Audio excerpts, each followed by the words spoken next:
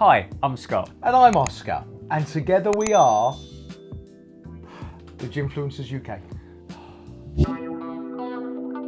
So the gin we are trying and reviewing today is Brixton Gin. There you go. Yeah. What'd be handy is if we had someone from Brixton Gin to come and talk about it. That'd be really good because we wouldn't have to blabber on so much. And by chance, we have Nick.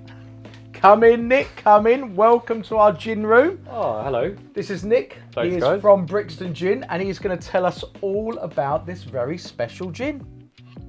Yeah, my turn. Your turn. All right. Indeed, it's your turn. Brilliant. Well, thanks for having me. I am the only employee of Brixton Gin. Brixton Gin is a small independent craft gin. It's just Andrew and Calandra, who are the founders. They lived in Brixton for years and years and years, are really into food and drink. And as gin was gaining popularity, they started to think, why isn't there a Brixton Gin? You know, there's so much good food here. Brixton is such an iconic kind of... It's very diverse down in Brixton. There's a lot going on in Brixton. Exactly, constantly. You know, you step out of the tube and you're sort of hit in the face with about 5 different things that are happening. So they wanted to create a gin that is kind of representative a little bit of that area. It's quite bold, it's quite in your face, unique, and so they came up with Brixton Gin. Okay, so I've tried this gin before. Yeah. And it is very different, and it's got an ABV of 45%, so it's quite a punchy gin. Yeah, 45% is a good one. Yeah, it does pack a punch. Can you tell me about some of the botanicals that's in there? Of course, absolutely. So, yeah, at 45%, it really stands up well in a drink, of course. Also carries a lot more flavour. And the botanicals are quite interesting because we wanted to create something almost out of Brixton. So we partnered when we created the recipe, we also partnered with a company called Urban Growth. They take urban areas, make them green. So we managed to grow 5 out of the 9 botanicals in Brixton. Oh wow, that is amazing. Didn't know that. I didn't know that bit. Yeah, really it's good. Obviously, you know, we can't get all of them all of the time from there, seasonality being England, but we managed to source the honey from Brixton, some of the juniper, the coriander, the angelica root, and the violets. That's a decent percentage then. That's really good. That's really good. Very good. And the violet is really key for me in this because that's what made this different from me to a lot of other gins I've tried. Yeah. So the defining botanicals that you have there are the honey, the violet, and then hibiscus as well. And we kind of thought, well, look, you know, I mean, for example, you just need to look around this room with 2,000 gins or something. One day. There's a lot of, you know, really fantastic London dries. So we didn't think there was much of a point really creating something that you know would, I don't know, compete with a lot of other good gins. We wanted something that would stand out. And as I said, Brixton is bold, so we created something bold, very floral, very aromatic, very violet-y. Depending on who you ask, I find often Italian bartenders will tell me it's more hibiscus-y, whereas British bartenders will tell me it's more violet-y. That's quite interesting. So the difference in their palate. Yeah. And so what does this retail at?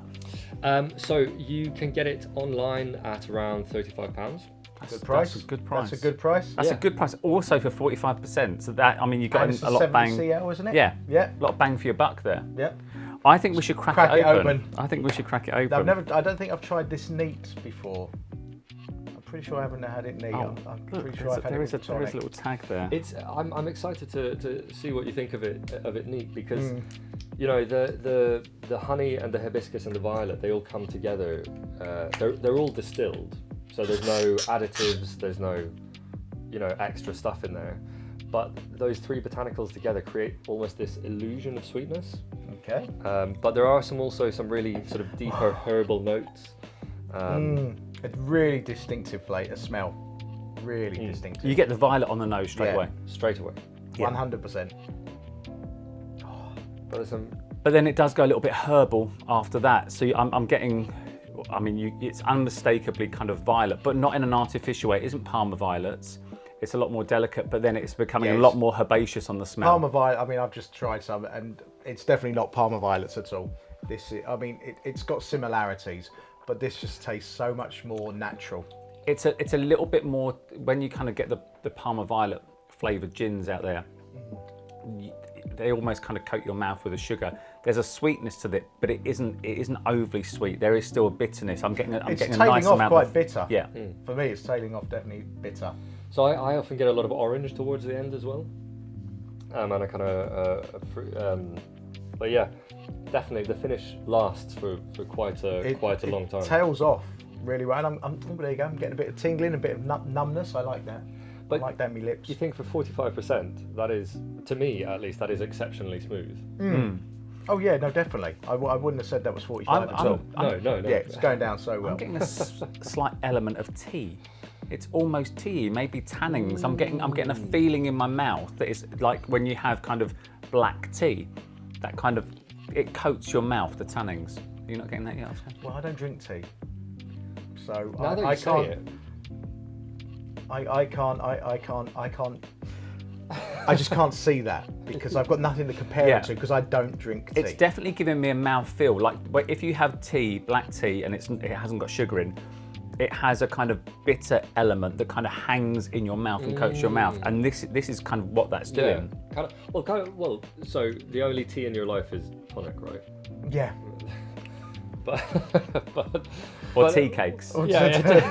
Actually, we have had quite a few gins that have a tea And you've liked in them, those. and I've liked those. You really like definitely. those? Yeah. Right, so what we're going to do next is we're going to pop it with a tonic and it's perfect serve. Definitely. Right?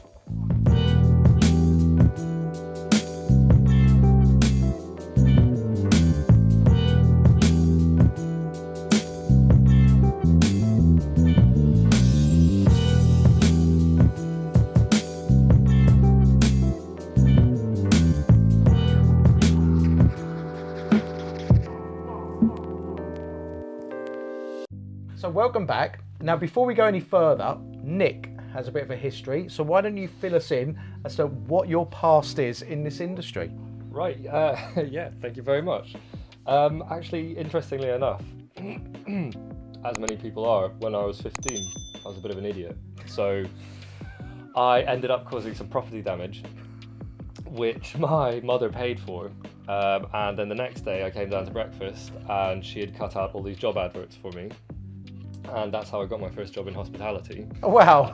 as a barista, admittedly. Then when I was 18, I figured, well, it's a lot cooler to be a bartender than a barista. Ooh. You know? We're getting some comments on this video now. Well, it is when you're 18 and, you know, you want to buy people drinks and, you know, access to alcohol and all of that. I probably now in most parts of London, baristas probably are cooler than bartenders, but you know, I'll leave that to the comments to decide. Yeah, let's all go down that route. But yeah, so I mean that was about 15 years ago, and for the last 4 years I've been in London, and the first thing I did was I ended up opening a cocktail bar for someone. That was down in Tooting. That's where we met. That's where we met, yeah. And I just really I've been, you know, bartending before, but I never really gotten properly into cocktails and into, you know, into the scene that's here. And like the scene that's here in London is just out of this world. It is very good. Very good. So with that also came an interest in spirits. I went and worked a few other places, one of them the Goring Hotel, Very well known hotel down here in London. iconic, you know, walked past William and Kate there once, you know, that was they're a lot taller, they're both a lot taller than you think. I'll find out when I'm getting my knighthood. Yeah, yeah, exactly. Services to gin. And then I sort of, you know, after a while working bars, as much as I love bars and, you know, helping people have a good time, that's how I look at it. I wanted to move over to the other side, so I managed to get a job selling and being brand ambassador for non-alcoholic spirits. It's also very interesting, Yep. but very different. You know, people are a lot more skeptical of non-alcoholic spirits. Understandably, if alcohol is a luxury, then non-alcoholic spirits are a luxury within a luxury almost. Yeah. And then after doing that for a bit, I was lucky enough to get in touch with the people at Brixton Gin. Talked to Andrew for a few weeks, came on board, and yeah, it's brilliant. I mean, they've only been going for about a year, less than a year and a half. I've been with them now for 3 months almost. Okay, that's good. Just loving every day.